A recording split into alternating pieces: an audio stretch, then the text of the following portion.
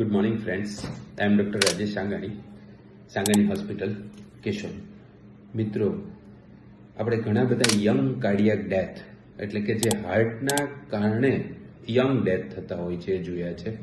જે જીમમાં એક્સરસાઇઝ કરતી વખતે, સ્પોર્ટ્સ વખતે આ નું કારણ કાં તો હાર્ટ એટેક અથવા તો એરિથમિયા એટલે કે સડન હાર્ટ બંધ થઈ જવાનું હોઈ શકે છે. તો આવા કારણોને રોકવા માટે વોટ વી કેન ડુ, તો એના માટે એક ડિવાઇસ છે કે જે ધીસ ઇઝ ધ ડિવાઇસ, એને હોલ્ટર મોનિટરિંગ કહેવામાં આવે છે.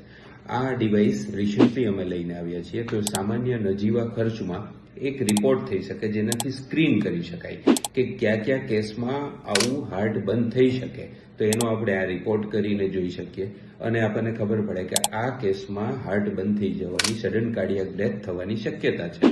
તો એને આપણે રોકી શકીએ. અને prevention is always better than cure, કારણ કે આવા બધા કેસમાં આપણને ટ્રીટમેન્ટ કરવાનો ટાઈમ મળતો નથી. તો અગાઉથી આપણને જો આઈડિયા હોય કે આવા કેસમાં હાર્ટ બંધ થઈ શકે એમ છે, તો એની આપણે અગાઉથી ટ્રીટમેન્ટ કરી અને આ ટાઈપના કેસીસ છે એ બચાવી શકીએ. મિત્રો, થેન્ક યુ.